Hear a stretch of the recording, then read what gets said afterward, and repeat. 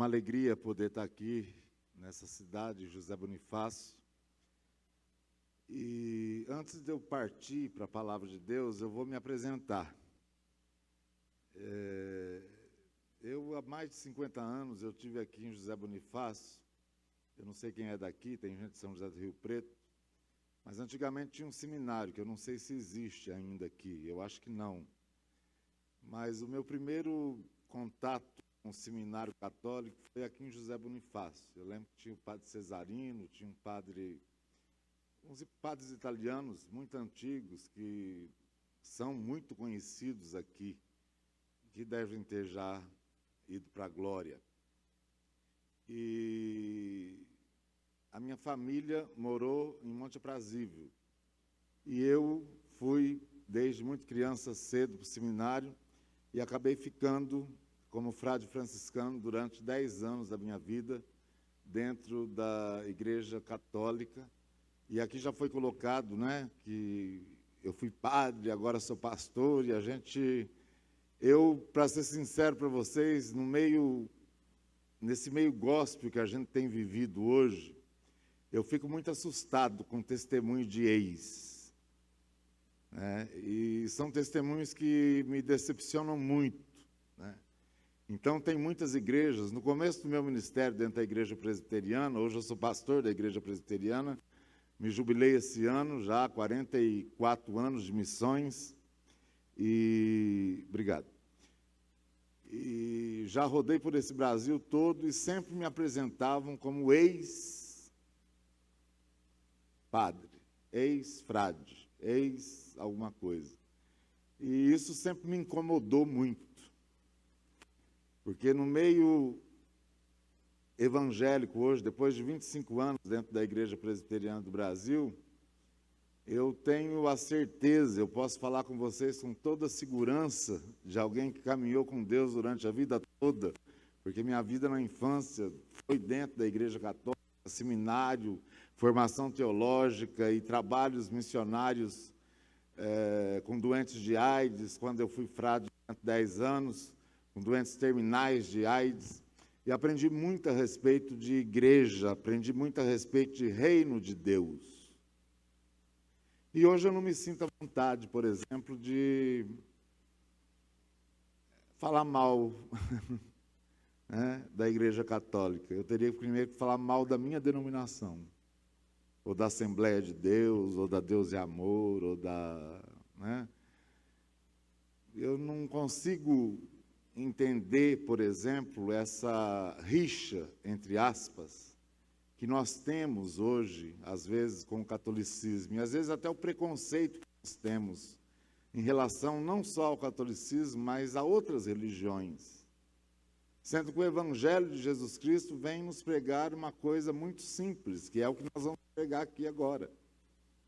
Eu não consigo entender o meio evangélico, talvez os mais fundamentalistas, aquelas pessoas que falam de salvação, aquelas pessoas que gostam de discutir a respeito de idolatria.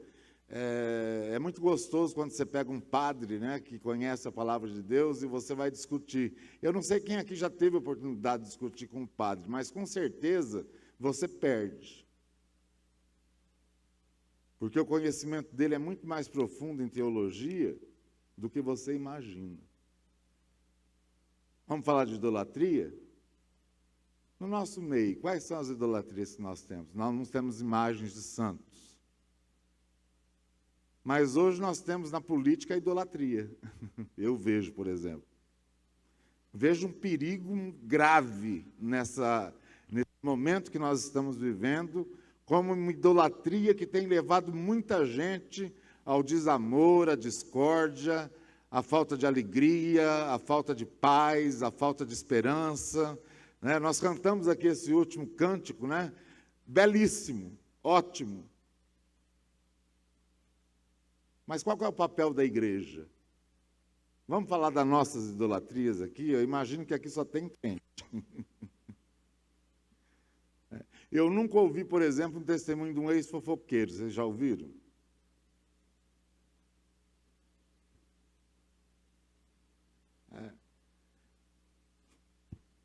É complicado. É complicado quando Jesus fala, olha, cuidado com, antes de você tirar o cisco do olho do teu irmão, tire primeiro a trave que está no seu. É engraçado que hoje o Brasil se divide entre cristãos e não cristãos.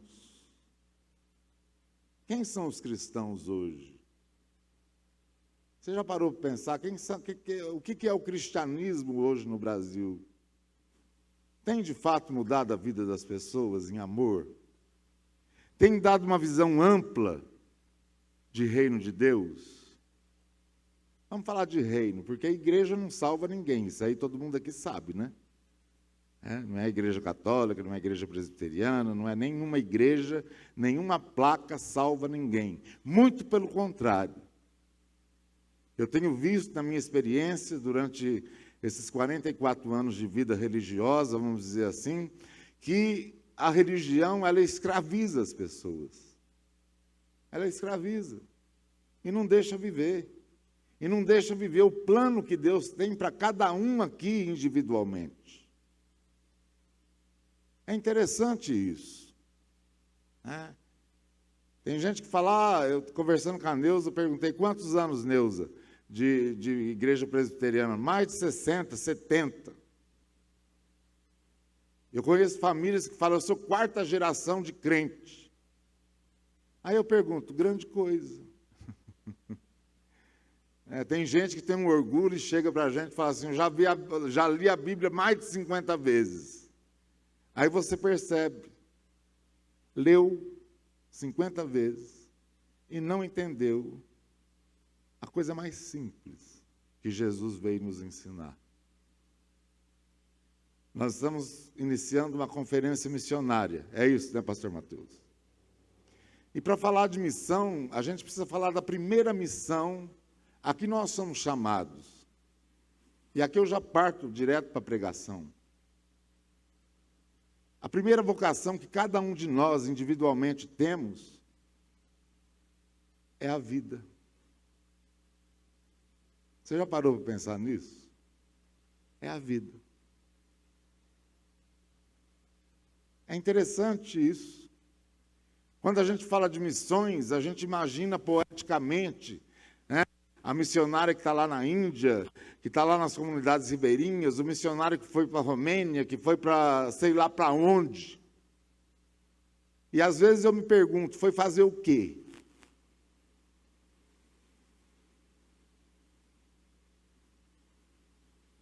A primeira vocação que nós temos missionária é a vida.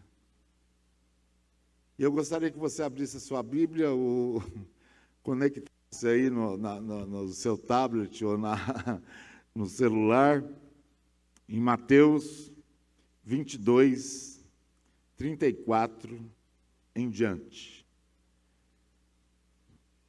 Mateus 22, 34 a 40, para ser mais exato.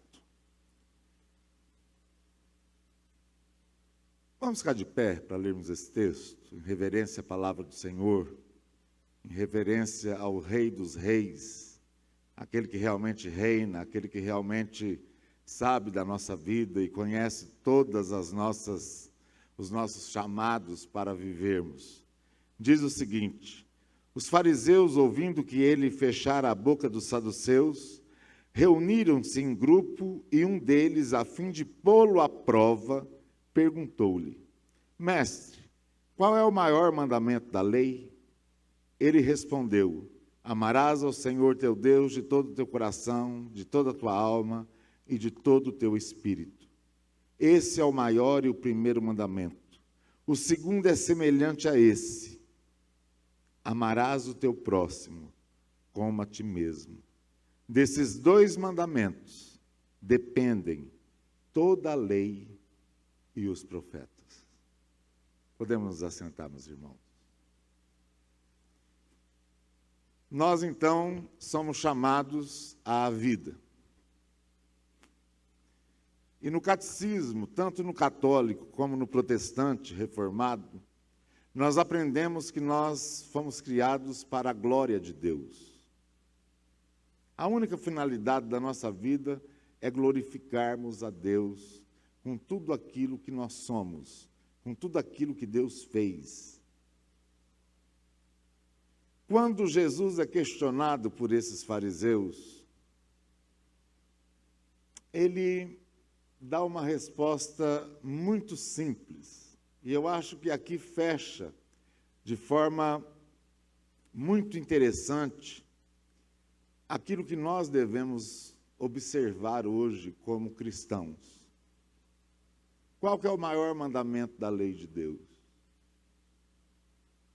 Amar a Deus sobre todas as coisas. Jesus foi objetivo na resposta, uma resposta judaica, uma resposta dentro da lei, uma resposta verdadeira.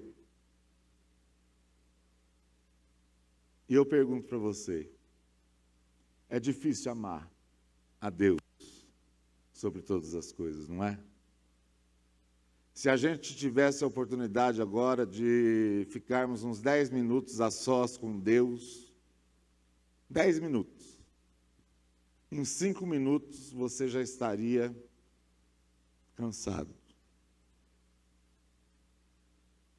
Porque nós não estamos habituados a uma espiritualidade de ficar na presença de Deus em adoração. Nós temos uma dificuldade imensa de amar a Deus. Quanto tempo, por exemplo, só para dar um exemplo, é só um exemplo simples.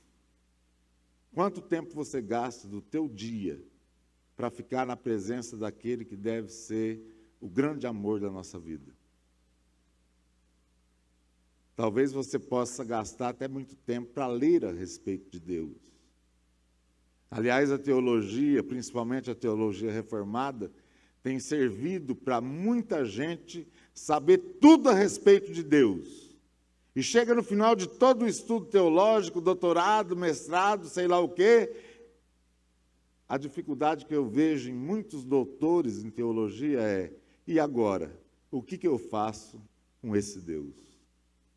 Sei tudo a respeito dele, mas não sei como me relacionar, como amar a esse Deus. Longe de mim de falar que teologia não é importante. A cada dia que passa, a teologia se torna muito mais importante na vida de todo crente, não só do pastor.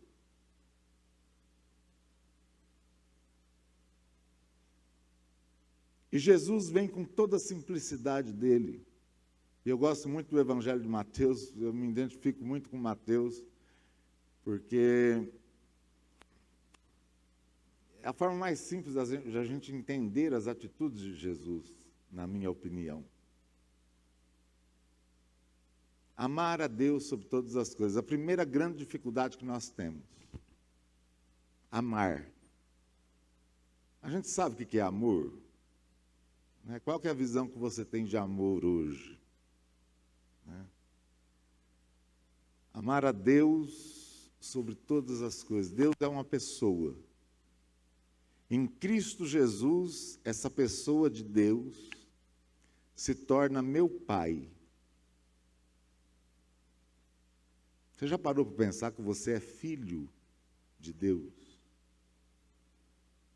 E como você se relaciona com esse Pai? Aí já está a grande dificuldade da nossa vida. Aí Jesus, para complicar um pouco mais, ele fala ao próximo. É difícil amar o próximo, né? Não é difícil?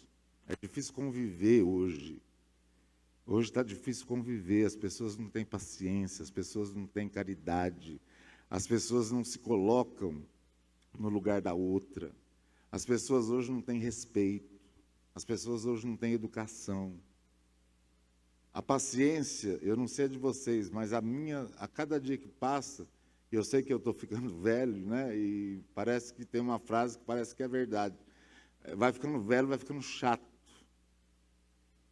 Mas eu não sei se é ficando chato, ou ficando experiente, ou enxergando talvez um pouco melhor o sentido da vida. Né? Então eu quase não tenho paciência mais para falar sobre religião, eu não tenho muita mais paciência para... eu admiro muito, olha, eu tiro o meu chapéu para pastor de igreja local. Ciência. Você há 44 anos na igreja, 40? Na igreja lá da Vila Diniz, em São José do Rio Preto, eu não consigo me ver dentro de uma igreja local. Eu acho que é o maior desafio.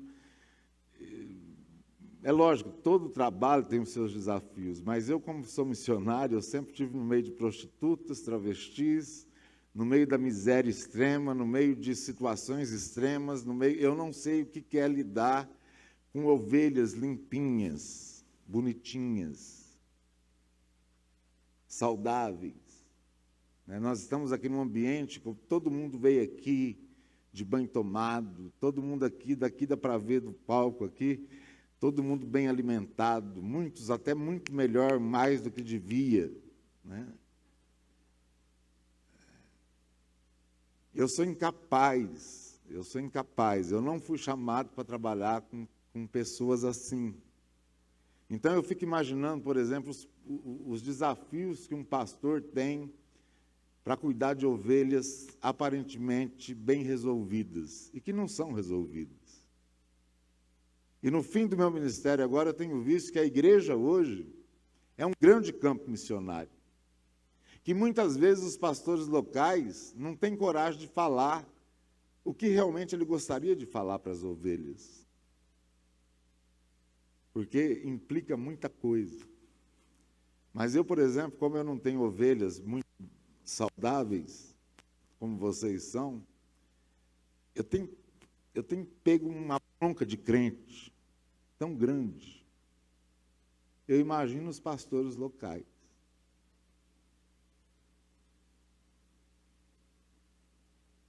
Ao mesmo tempo, a minha bronca é confrontada com a palavra de Deus.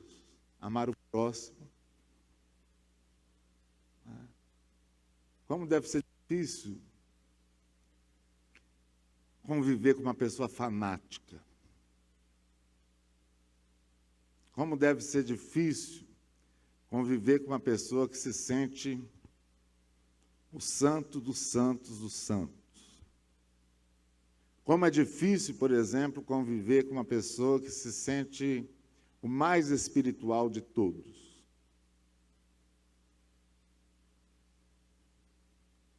Por isso que talvez eu não tenha vocação para viver dentro de uma igreja local. Porque nós temos todos esses problemas. E o pastor tem que ser sábio, tem que ter sabedoria para lidar com todos esses problemas. Para complicar um pouco mais, e aí a gente vai de trás para frente, Jesus fala assim, a Deus, ao próximo, como a si mesmo. E aí começa a pegar, talvez toda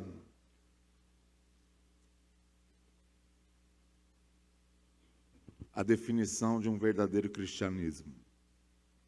Você se conhece? Quem é você no contexto de Jesus Cristo?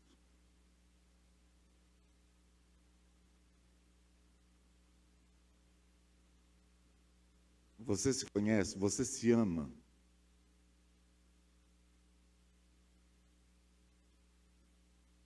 O que você está fazendo aqui, na face dessa terra?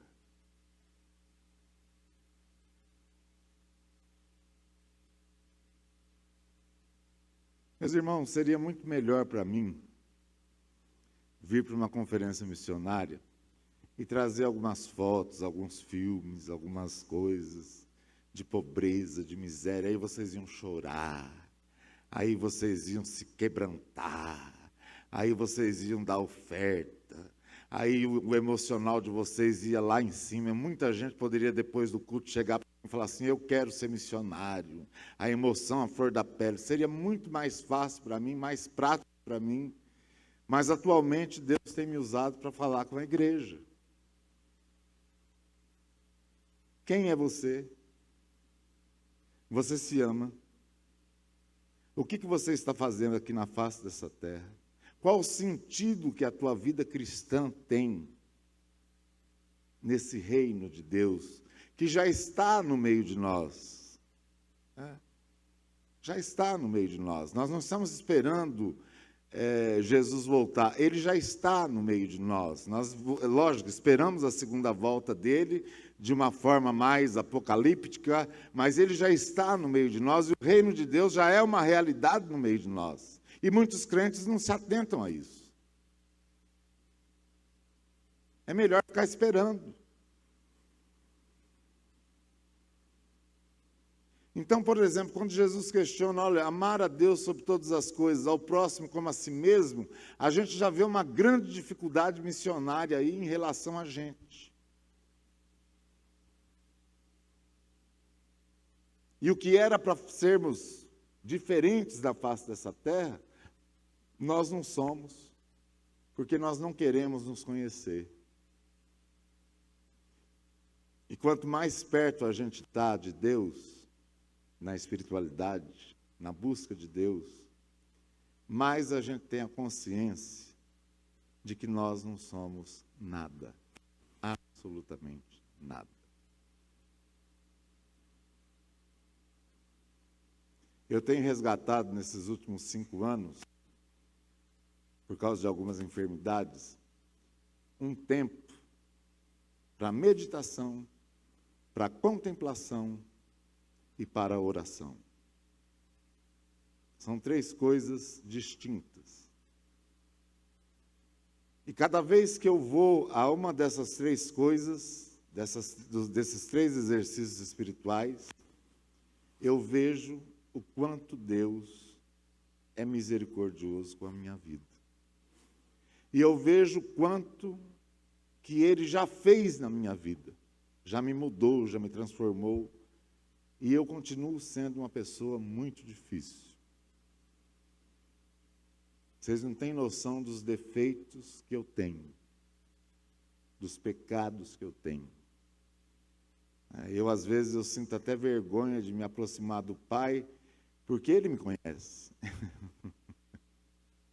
E isso faz com que a gente também se sinta um pouco mais transparente diante daquele que nos criou e que nos conhece.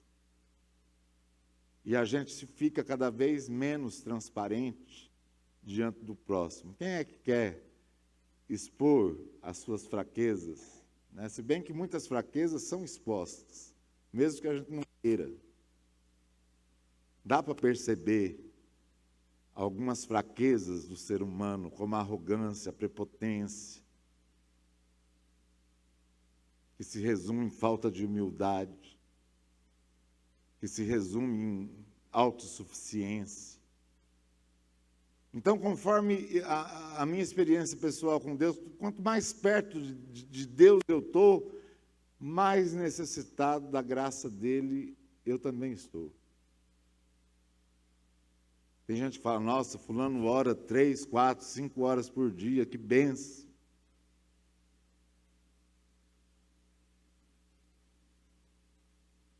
Eu oro muito, mas para mim não chega a ser uma bênção, não. É um exercício muito difícil, porque é um diálogo com Deus que expõe a minha própria vida.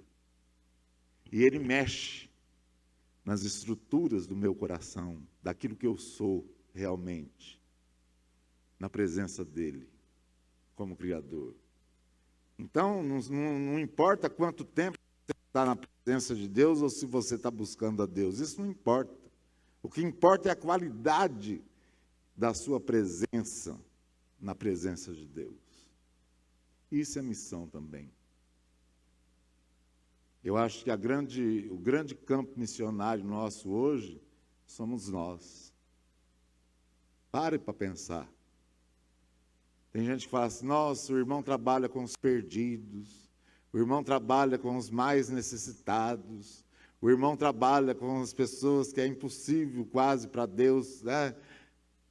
Não, eu trabalho com gente.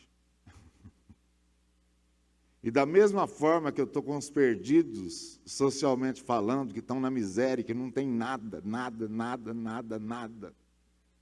e que além de precisar de Jesus, precisa de um monte de coisas antes de Jesus.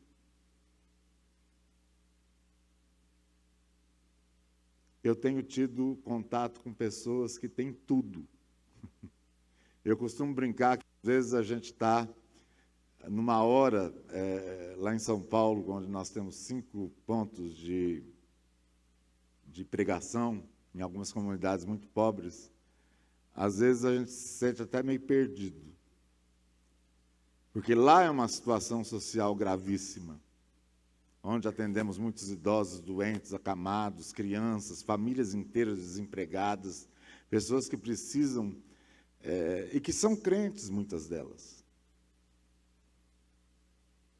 mas passam por necessidades materiais gravíssimas. E já aconteceu muitas vezes de eu estar num lugar desse e, de repente, estar em Alphaville, aonde a gente imagina que tem pessoas bem resolvidas, riquíssimas, né, abastadas, que nunca vão passar pelas dificuldades da alfavela. Tem alfavela e Alphaville. Mas os problemas são os mesmos. O problema não está no exterior, no que você tem, no que você deixa de ter. O problema está dentro de você. E esse vazio profundo que todo ser humano tem é a marca de Deus. Nós somos um poço profundo, talvez infinito, que só um Deus grande como o nosso Deus pode preencher. E isso independe da condição social. Isso independe do exterior. Agora, são poucas as pessoas cristãs hoje que entendem isso e que buscam, de fato, a ter uma experiência genuína com Jesus Cristo de Nazaré. São pouquíssimas essas pessoas, é por isso que eu entendo, talvez, quando Jesus diz, olha, muitos são chamados e poucos são os escolhidos.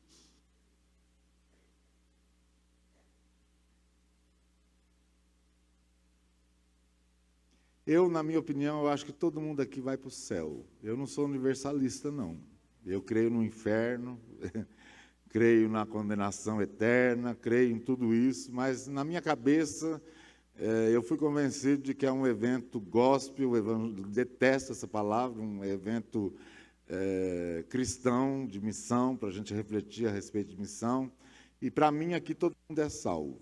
Então todos nós vamos chegar um dia na presença de Deus. Eu não sei como é que você imagina como vai ser o teu encontro com Deus quando acabar aqui.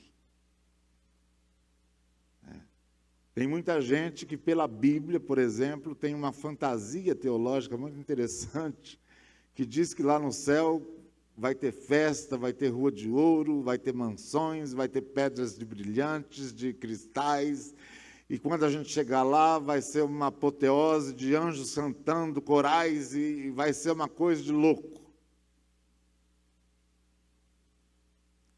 Mas ninguém quer ir, né? Agora.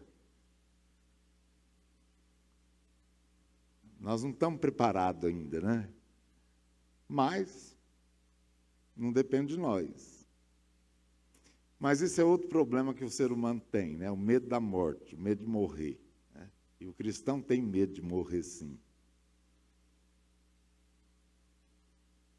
Eu imagino que quando a gente sair daqui para ir para a morada eterna, eu acho que vai ser um momento assim de... Acabou tudo aqui, acabaram todos os sinais vitais, e num espaço de milésimos de segundos nós vamos abrir os olhos e nós vamos estar no céu, num silêncio profundo. Deus à porta do céu, com uma cara talvez de descontente. E eu acho que Deus vai dar uma medida em nós, assim, de cima e embaixo, e vai falar, entra logo, antes que eu me arrependa. Porque você não aprendeu a viver o céu lá na terra. Justamente por causa disso. É lógico que isso é o que eu penso. Como é que nós estamos vivendo a nossa vida aqui? O dom precioso que Deus nos deu. Antes de você pensar nos outros, né, você, como é que está sendo a sua vida aqui como ser humano, um indivíduo? Como é que está sendo? Você está fazendo desse pedacinho de vida, que é rápida, né? É muito rápido. Olha, a cada dia que passa, eu vejo que o tempo está voando. Depois dos 50, 60, a gente fica, parece que... Meu Deus, quando eu vejo pessoas que eu não via há tanto tempo, nossa, o Senhor me batizou, o Senhor me... Eu sou crente hoje porque o Senhor pregou para mim numa zona de meretriz, por exemplo, nos trabalhos que nós temos lá em Belo Horizonte, a gente encontra muitas mulheres que eram prostitutas e que... né? O tempo é muito rápido, as coisas estão acontecendo cada vez mais rapidamente, e a morte está cada vez mais perto de nós. O importante não é quanto nós vamos viver, mas é como nós estamos vivendo. Eu sei que para muita gente aqui, e para quem está nos ouvindo, a vida é um peso. A vida se torna um peso. O que era para ser em Cristo Jesus, alegria, satisfação, liberdade, é tudo contrário. O que a gente mais vê hoje, e eu me incluo nisso, são pessoas angustiadas, pessoas extremamente ansiosas, pessoas extremamente deprimidas, pessoas que perderam a alegria de viver e que vão para a igreja para ver se, sei lá, se acontece um milagre. Sendo que nós temos um milagre aqui, né, na palavra de Deus. Nós não precisamos ver coisas extraordinárias acontecendo para saber que Deus existe, e que Deus é Pai, e que Deus quer para cada um de nós uma vida transformada no seu poder, na sua graça, na sua misericórdia.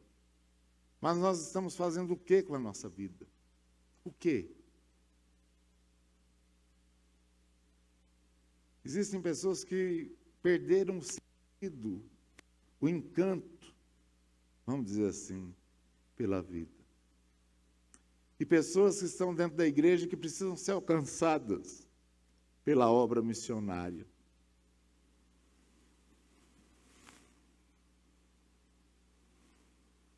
Aí a gente começa a questionar também aquilo que Deus mexe nas nossas estruturas.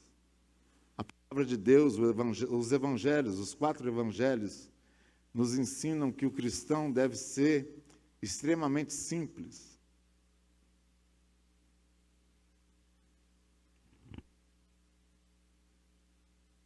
E eu não vejo muita simplicidade hoje na vida cristã. Não vejo. Muito pelo contrário, depois que explodiu a teologia da prosperidade, aí sim mesmo que a gente não vê simplicidade numa vida piedosa cristã. Simplicidade, humildade, desapego. Jesus nos ensina a sermos desapegados até de nós mesmos. Como é que tem sido a nossa vida? Quais são os nossos sonhos? Quais são as nossas derrotas? Quais são as nossas crises?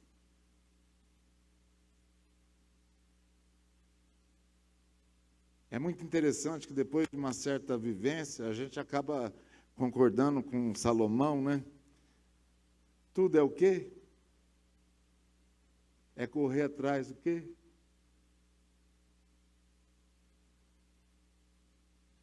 E muitos de nós deixamos a graça de Deus passar.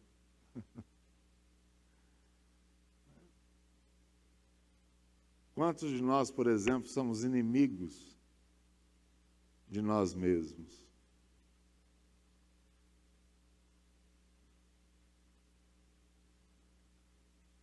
Quantos de nós não conseguimos nos aceitar a nós mesmos como Deus nos fez?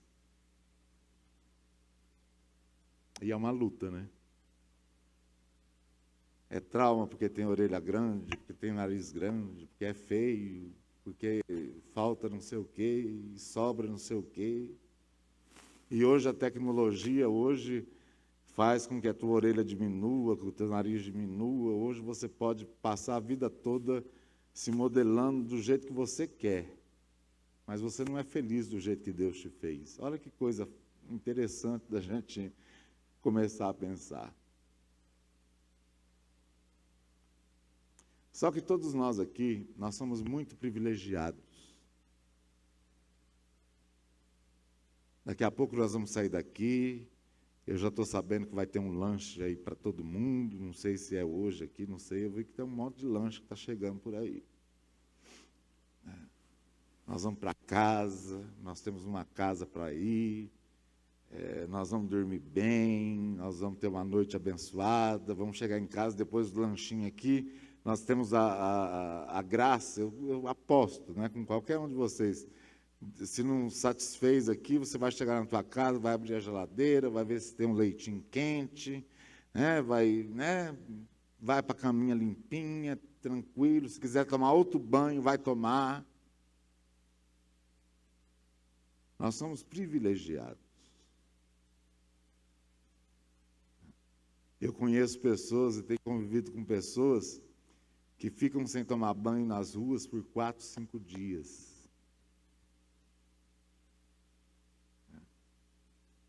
E que ninguém quer chegar perto. Quem gosta de pobre aqui? Eu não gosto de pobre. Eu acho pobre a coisa mais horrível do mundo. Ah, nós somos pobres. Não, você não é pobre. Você não sabe o que é pobreza. Agora, existe o pobre que se tornou miserável. O pobre ainda consegue se manter na limpeza, na sua casa, trabalha, paga aluguel, vive, na pendura, muitas vezes precisa de ajuda, sim, de cesta básica, porque perde emprego, a causa uma... Mas tem os miseráveis, que não têm acesso a nada. E é o que a gente tem visto nos grandes centros. Eu, pelo menos, tenho visto em Belo Horizonte, onde nós temos campo missionário. Em São Paulo está horrível. Eu não sei se vocês conhecem ou estão indo a São Paulo nesses últimos 6 meses. Em algumas regiões que a gente anda em São Paulo, é só barraca. É miséria. E para nós não está bom, né?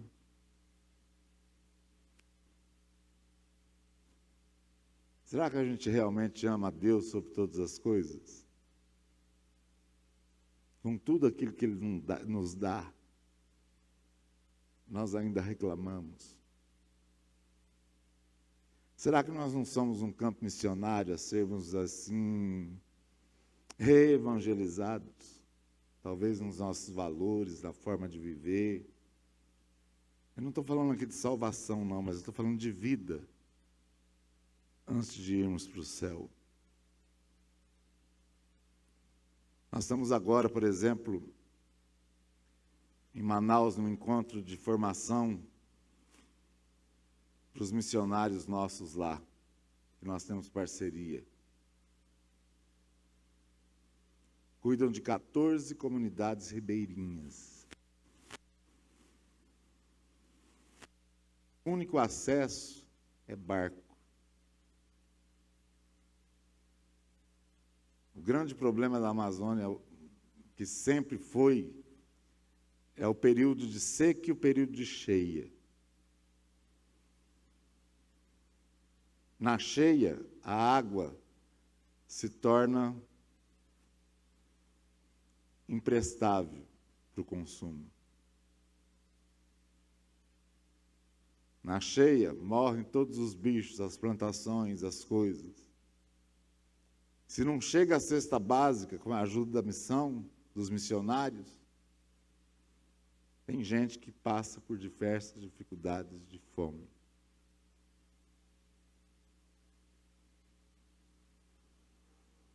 Por exemplo, nós, no conforto que nós vivemos, da nossa casa, da nossa igreja, do nosso trabalho, das oportunidades que Deus nos dá, será que a gente pensa, por exemplo, como é que vive as prostitutas, os travestis no Brasil, que precisam ser alcançados pelo poder de Deus, moradores de rua, por exemplo? Você já parou para conversar com algum morador de rua? Ou pessoas em situação de rua?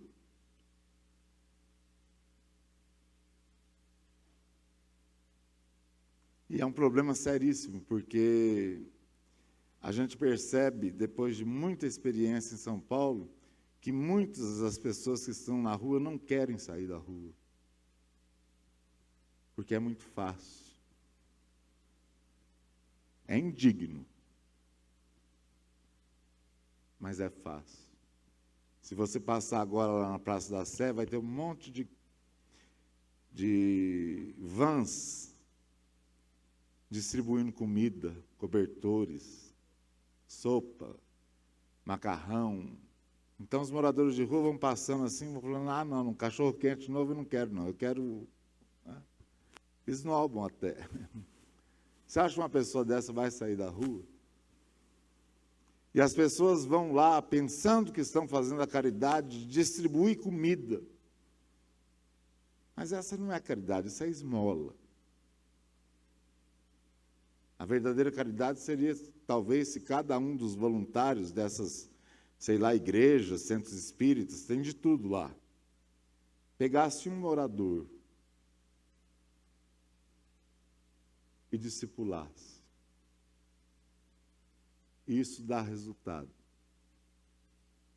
Assistencialismo não dá resultado. É lógico, a gente não vai deixar ninguém morrer de fome. Mas as pessoas, muitas vezes, estão mal acostumadas a receber tudo de mão beijada. E isso não é o que Jesus nos ensinou a fazer. É caminhar. Por isso que é difícil amar o próximo, né? Talvez o próximo que esteja próximo da gente seja mais difícil ainda do que aquele próximo que a gente, né, que não conhece a gente, os defeitos da gente. Então, quando a gente fala em evangelismo e missões, a situação é bem mais complicada do que a gente pensa. Os desafios são maiores do que a gente pensa.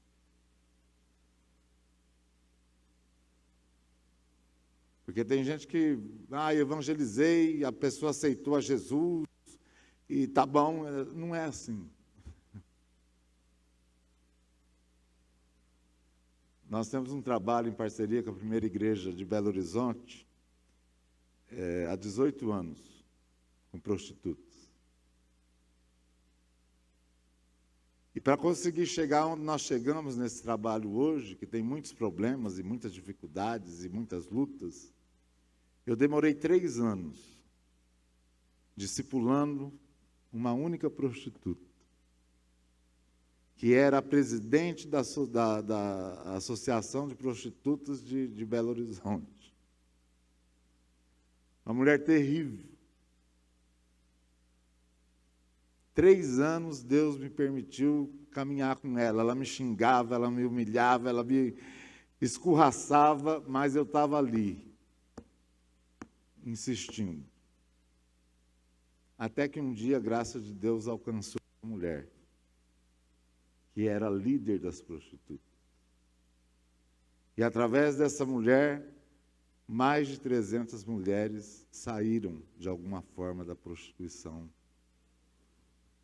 em Minas Gerais.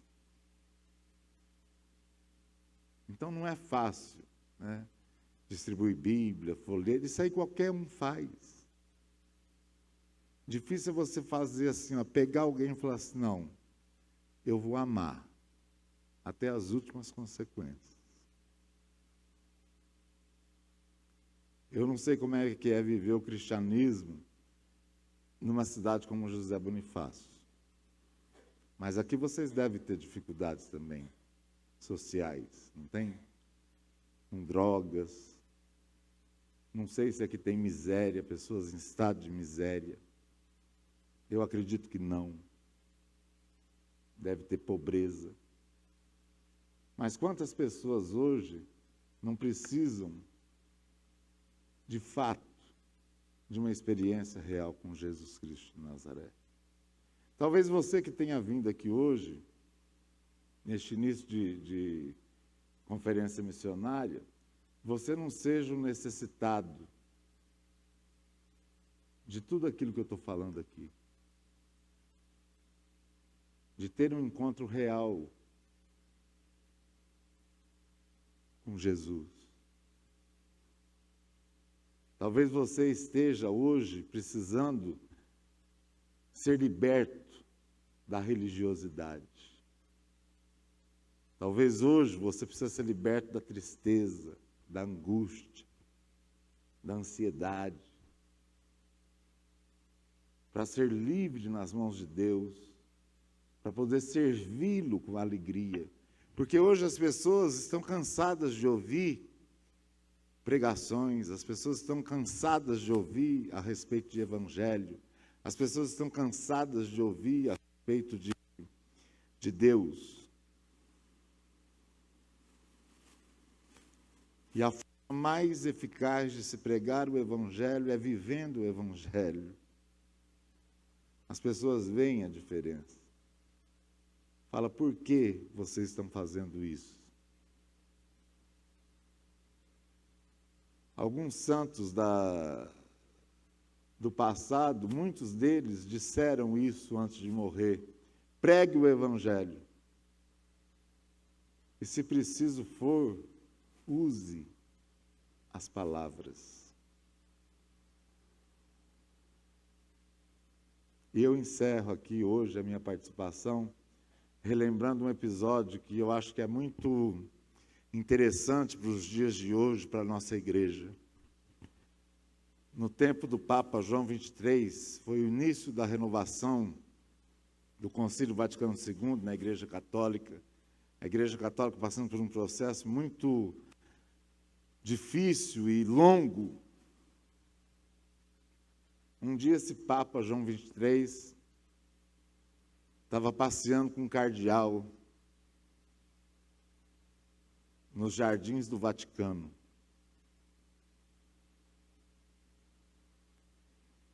E o Vaticano realmente é uma beleza fora de série. Quem já esteve lá, eu tive a oportunidade de estudar os últimos anos da minha formação, foi dentro da Itália, foi na Itália, não dentro do Vaticano, mas na Itália. Então, a gente ia sempre. É uma riqueza, é uma coisa assim que vocês não têm noção. Tanto é que é patrimônio da humanidade. Não tem preço.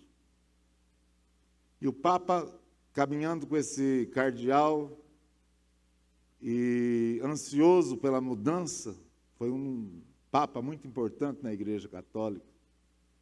Ele falou para o cardeal assim, hoje, a gente não precisa falar para as pessoas que nós não temos nem ouro e nem prata. Nós temos ouro, nós temos prata. Mas nós não temos a moral de falar, olha para nós. E muito menos, levanta-te e anda. Vocês lembram dessa parte? Em Atos. O mendigo lá na igreja, pedindo uma esmola, os discípulos, olhem para nós. Nós não temos nem ouro nem prata. Eles não tinham ouro nem prata. Hoje nós temos ouro, nós temos prata, nós temos tecnologia, nós temos um monte de coisa, mas nós não temos o poder realmente de Deus em nós para falar, olha, levanta-te e anda. E era para termos. O Espírito Santo não habita em nós?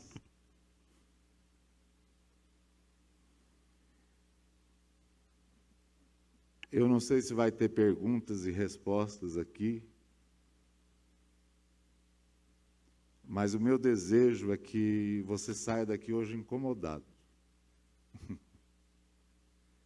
Incomodado em relação a você mesmo, em relação ao próximo e em relação a Deus.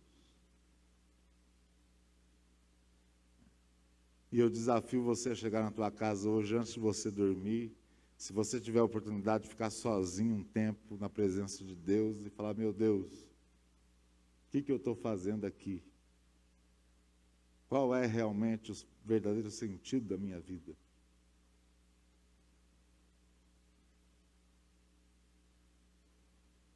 E a partir daí você começar um relacionamento de pai para filho.